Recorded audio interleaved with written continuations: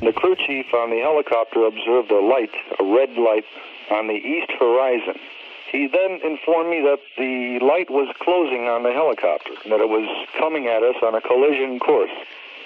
And I looked to the right, and I observed that the object became bigger and the light became brighter, and I began to descend the helicopter towards the ground to get out of the collision course path. And this object continued to come directly at the aircraft. It was like a missile locked onto the helicopter. It looked like we were going to collide with it, and we braced for impact.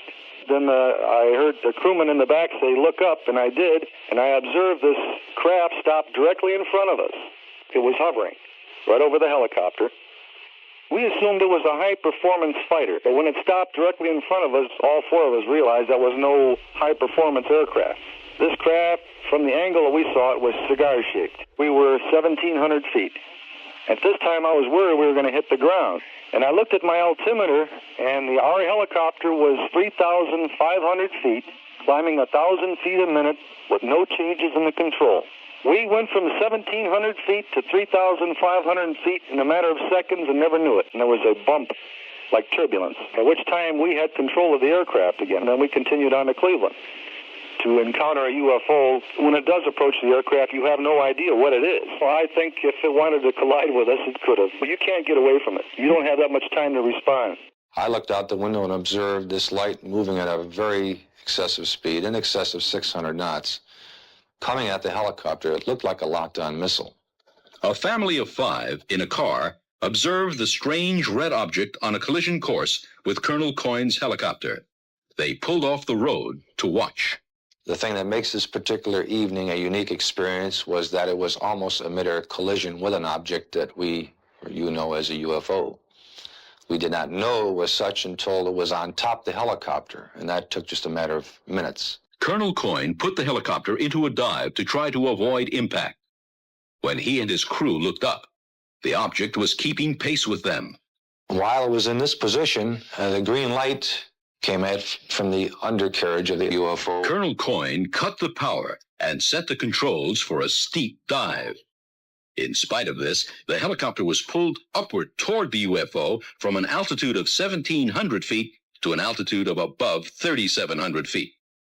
Colonel Coyne and his crew observed the strange UFO at close range for approximately 2 minutes. The object that I viewed that particular evening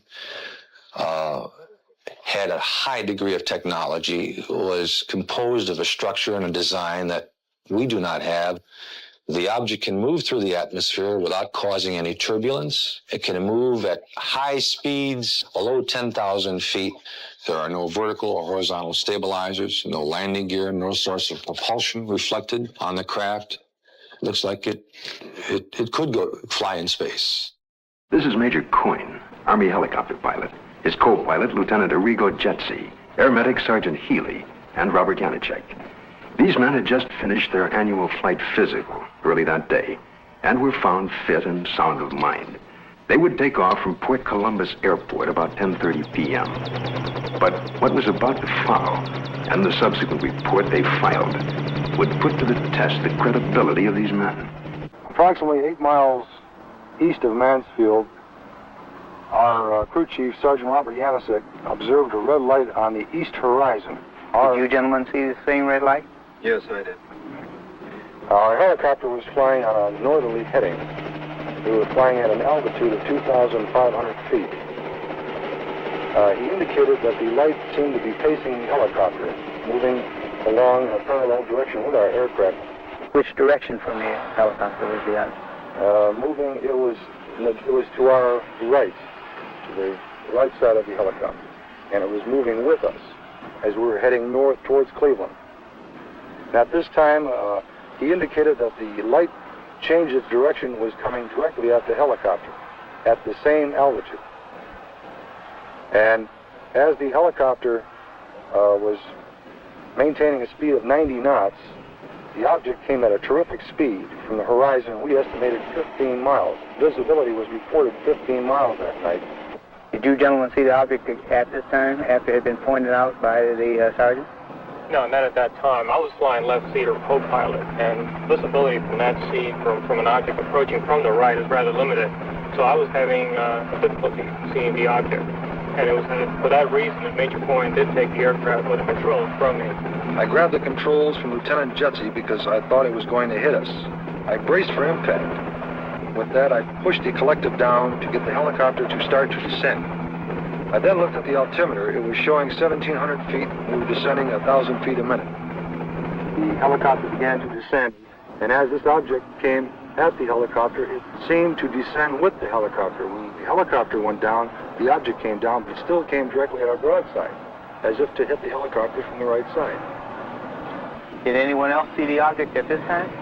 Yes, I was watching it come on out of the east horizon, and the only thing I felt was when the skipper took over the controls, and we started to auto-rotate down, and I've never been involved in a mid-air collision, so I was just watching this thing come at us. And it was at this time a light came, swung 90 degrees from the UFO towards the helicopter. And it came in through the front of the plexiglass, and the entire cabin inside turned green from the light. It was a pyramid-shaped type of light that beamed down and came through the front of the helicopter. How long was your aircraft bathed in this beam? The light that came into the cockpit apparently lasted only for a few seconds, but it was enough time that I observed the red instrument panel lights utilized for night flying to be absorbed by the green light. Was it possible for you to determine the outline of this object against the star background? Yes, sir. It was a cigar-shaped object, like a symmetrical airfoil with the dome on it. It was a solid object.